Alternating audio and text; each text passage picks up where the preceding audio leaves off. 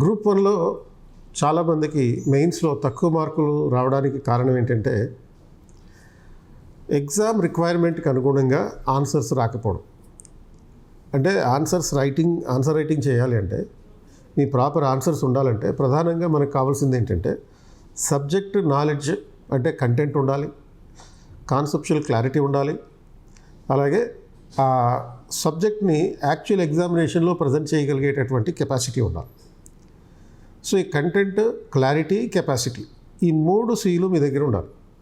So ఈ కెపాసిటీలో భాగంగా ఏమొస్తాయి? టైం మేనేజ్మెంట్ ఉంటుంది. టైం మేనేజ్మెంట్ అంటే ఏంటి? 15 ప్రశ్నలు ఉన్నాయి. 15 ప్రశ్నలకి మీరు మెయిన్స్లో ఆన్సర్ రాయాలంటే ఆన్ అన్ యావరేజ్ ఒక్కొక్క క్వశ్చన్కి 12 నిమిషాల్లో ఆన్సర్ రాయాలి. ఈ 12 నిమిషాల్లో మనం చేయాల్సింది ఏంటి? 1 నిమిషం పాటు క్వశ్చన్ చదవడం, 1 నిమిషం పాటు క్వశ్చన్ని అర్థం చేసుకోవడం, ఆ క్వశ్చన్లో ఉన్నటువంటి ఆస్పెక్ట్ని అర్థం చేసుకోవడం, కీ పాయింట్ ఏంటో తెలుసుకోవడం, కీవర్డ్స్ ఏంటో తెలుసుకోవడం, థీమ్ ఏంటో తెలుసుకోవడం, అలాగే క్వశ్చన్ ట్యాగ్ ఏంటో, దాని మీనింగ్ ఏంటో తెలియాలి. అంటే ఇప్పుడు ఉదాహరణగా సాధారణంగా మనకి క్వశ్చన్స్లో కమెంట్ అనే పదం ఉపయోగిస్తుంటారు. మరి కమెంట్ అనే పదానికి, డిస్కస్ అనే పదానికి, ఎల్యూసిడేట్ అనే పదానికి, తర్వాత ఎక్స్ప్లెయిన్ అనే పదానికి ఏ విధంగా మనం అర్థం చేసుకోవాల్సి ఉంటుంది. ఫర్ ఎగ్జాంపుల్ ఎల్యూసిడేట్ అంటే ఎక్స్ప్లెయిన్ అని అర్థం. కాకపోతే ఎక్స్ప్లెయిన్ అనే పదానికి, ఎల్యూసిడేట్ అనే పదానికి తేడా ఏంటంటే ఎక్స్ప్లెయిన్ అంటే క్వశ్చన్లో ఉన్నటువంటి ప్రతి పాయింట్ని, ప్రతి వర్డ్ని వివరించుకుంటూ వెళ్ళిపోతే చాలు.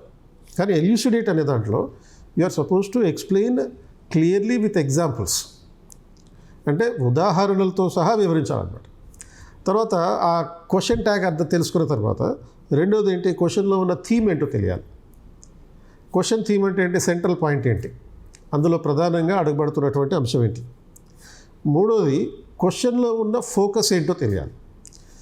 సో థియరిటికల్ డైమెన్షన్ని థీమ్ అంటాం, అలాగే మనం ఎక్స్ప్లెయిన్ చేయాల్సినటువంటి విషయాన్ని ఫోకస్ ఏరియా అంటాం. అలాగే ఇంకొక ఆస్పెక్ట్ ఏంటి అంటే ఆ క్వశ్చన్ ట్యాగ్ అంటే ఎల్యూసిడేట్, ఎక్స్ప్లెయిన్, కమెంట్ ఇటువంటి పదాలు వస్తాయి. ఆ పదాలు వచ్చినప్పుడు ఏ విధంగా వాటిని వివరించాలి. అంటే ఉదాహరణకి యూపీఎస్సీలో గతంలో ఇచ్చినటువంటి ఒక క్వశ్చన్ తీసుకుంటే మీకు 2020లో ఒక క్వశ్చన్ ఇచ్చారు. Like Indian constitution exhibits centralising tendencies to maintain unity and integrity of the nation. Elucidate in the perspective of the Epidemic Diseases Act 1897, Disaster Management Act 2005 and recently passed Farm Acts అని చెప్పి question ఇచ్చారు. ఇది UPSC 2020లో 250 వర్డ్స్కి ఇచ్చినటువంటి question. So దీంట్లో ఎల్యూసిడేట్ అనేది question tag. ఎల్యూసిడేట్ అన్నప్పుడు ఏం చేయాలి మనం? Explain with the examples. So ఇప్పుడు epidemic disease act, disaster management act, farm acts ఈ 3 ఏమో ఫోకస్ ఏరియా. తర్వాత దీంట్లో ఉన్నటువంటి థీమ్ ఏంటి? Centralising tendencies in the Indian constitution. భారత రాజ్యాంగంలో ఉన్నటువంటి కేంద్రీకృత ధోరణులు, అది థీమ్. ఆ థీమ్ నేపథ్యంలో మీరు ఈ disaster management act, epidemic disease act, తర్వాత ఫార్మ్ యాక్ట్స్ ఈ అంశాలని ఫోకస్గా తీసుకుంటూ ఈ ఎల్యూసిడేట్ చేయాలి. అంటే ఉదాహరణలతో, కేస్ స్టడీస్తో ఆధారంగా వివరించాలి.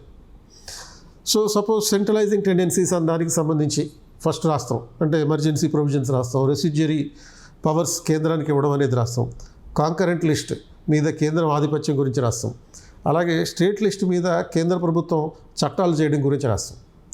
ఇటువంటి సెంట్రలైజింగ్ టెండెన్సీస్ చెప్తూ మరొక ఆస్పెక్ట్ ఏంటి అంటే అడ్మినిస్ట్రేటివ్ పరంగా ఆల్ ఇండియా సర్వీసెస్, గవర్నర్లు, తర్వాత ఈ సెంట్రల్ పోలీస్ ఫోర్సెస్ వీటి ద్వారా కూడా కేంద్రం రాష్ట్రాల మీద ఆధిపత్యం వహిస్తూ సెంట్రలైజింగ్ టెండెన్సీస్ చూపిస్తుందనే పాయింట్ రాస్తాం. అలాగే ఫైనాన్షియల్ మేనేజ్మెంట్లో కూడా కేంద్రానికి ఎక్కువ ఫైనాన్షియల్ రిసోర్సెస్ ఉన్నాయనే పాయింట్ రాస్తాం. వీటితో పాటు కేస్ స్టడీస్ని చెప్పాలి. ఇది ఫోకస్ ఏరియాస్ చెప్పాలి. ఫోకస్ ఏరియాస్లో చెప్తూ ఉదాహరణలు చెప్పాలి. అంటే epidemic disease act 1897 was invoked to impose lockdown in the entire country without consulting the states in 2020. అంటే 2020లో ఈ కోవిడ్-19 ఎగ్జాంపుల్ తీసుకుంటూ అక్కడ లాక్డౌన్ రాష్ట్రాలని సంప్రదించకుండా విధించడం జరిగింది. పబ్లిక్ హెల్త్ అనేది స్టేట్ లిస్ట్లో ఉన్నటువంటి అంశం అయినప్పటికీ కూడా కేంద్రం దీని మీద ఏకపక్ష నిర్ణయం తీసుకుంది. అలాగే రెండవ ఆస్పెక్ట్ ఏంటి? Disaster management act. ఇప్పుడు కొన్ని ప్రకృతి వైపరీత్యాలు వచ్చినప్పుడు మల్టీ స్టేట్ ఇంపాక్ట్ ఉంటుంది. సో మల్టీ స్టేట్ ఇంపాక్ట్ ఉన్నప్పుడు కేంద్ర ప్రభుత్వం ఏకపక్షంగా నేషనల్ డిజాస్టర్ మేనేజ్మెంట్ అథారిటీ ఏదైతే ప్రధానమంత్రి ఆధ్వర్యంలో ఉంటుందో ఆ ఎన్ఎండిఏ నేషనల్ డిజాస్టర్ మేనేజ్మెంట్ అథారిటీ ఆధ్వర్యంలో ఈ డిజాస్టర్ మేనేజ్మెంట్కి సంబంధించినటువంటి నిర్ణయాలు తీసుకుంటారు. సపోజ్ గతంలో 2022లో ఒక యూనో సైక్లోన్ వచ్చింది. ఆ సైక్లోన్ ప్రభావం తమిళనాడు మీద, ఆంధ్రప్రదేశ్ మీద, ఒరిస్సా మీద, తర్వాత వెస్ట్ బెంగాల్ మీద ఉంది. మరి ఈ నేపథ్యంలో ఏ రాష్ట్రానికి ఆ రాష్ట్రం చర్యలు చేపడితే సమగ్రమైన చర్యలు జరగవు, రిహాబిలిటేషన్ జరగదు. కాబట్టి కేంద్రం దీని వ్యవహారాల్లో జోక్యం చేసుకోవడానికి అవకాశం ఉంటుంది అనే ఎగ్జాంపుల్ చెప్పాలి. తర్వాత రైతు చట్టాలు, ఫార్మ్ యాక్ట్స్ 2020లో చేసినటువంటి రైతు చట్టాలు, దీన్ని కేస్ స్టడీగా తీసుకుంటూ వ్యవసాయం స్టేట్ లిస్ట్లో ఉన్నటువంటి అంశం అయినప్పటికీ కూడా కేంద్ర ప్రభుత్వం అంతర్జాతీయ వ్యాపారంలో భాగంగా ఎగుమతుల నేపథ్యంలో ఈ ఫామ్ చట్టాలని, రైతు చట్టాలని తీసుకొచ్చింది. సో ఇటువంటి ఎగ్జాంపుల్స్ రాస్తూ చెప్పాల్సి ఉంటుంది. సో వీటిని మనం గుర్తుపెట్టుకోవడం అనేది ఇంపార్టెంట్. అంటే కేవలం సబ్జెక్ట్ని, నాలెడ్జ్ని సంపాదించుకోవడమే కాకుండా, కంటెంట్ సంపాదించుకోవడమే కాకుండా అప్లికేషన్ కూడా ఇంపార్టెంట్. సో మీరు ఏం చేయాలి అంటే ప్రీవియస్ ఇయర్ క్వశ్చన్స్ ఆధారంగా నోట్స్ తయారు చేసుకోండి. నోట్స్ తయారు చేసుకున్న తర్వాత ఆ నోట్స్ని బేస్ చేసుకుని ప్రీవియస్ ఇయర్ క్వశ్చన్స్ మళ్ళీ చూడండి. నోట్స్ ఆధారంగా పీవైక్యూస్ ఆధారంగా నోట్స్, ఈ రెండు రకాల పద్ధతిలో కనుక మనం ప్రిపేర్ అయితే సమగ్రమైనటువంటి ఆన్సర్స్ ఉంటాయి, సమగ్రమైనటువంటి కంటెంట్ మన దగ్గర ఉంటుంది, కాన్సెప్చువల్ క్లారిటీ ఉంటుంది. అప్లికేషన్ ఓరియంటేషన్లో కూడా వెళ్తాం కాబట్టి కాన్సెప్చువల్ క్లారిటీ ఉంటుంది. దాంతోపాటు కెపాసిటీ ఉంటుంది మీకు. అంటే కెపాసిటీ అంటే ఏంటి? 9 నిమిషాల్లో ఆన్సర్ని మొత్తం రాయడం. అంటే 9 నిమిషాలు ఎందుకు చెప్తున్నాను? 12 నిమిషాలు టైం ఉంటుంది మనకి. 1 మినిట్ క్వశ్చన్ చదవాలి, 1 మినిట్ క్వశ్చన్ అర్థం చేసుకోవాలి, 1 మినిట్ దాన్ని కంపోజ్ చేసుకోవాలి, మైండ్లోనే కంపోజ్ చేసుకోవాలి, మైండ్ మ్యాప్ వేసుకోవడం ద్వారా మిగతా 9 నిమిషాల్లో మనం ఆన్సర్ని పర్ఫెక్ట్గా ప్రజెంట్ చేయగలిగేటటువంటి పరిస్థితి ఉంటుంది. అలా ఈ ఆన్సర్స్ ప్రజెంటేషన్ అనేది చాలా కీలకమైనటువంటి ఆస్పెక్ట్.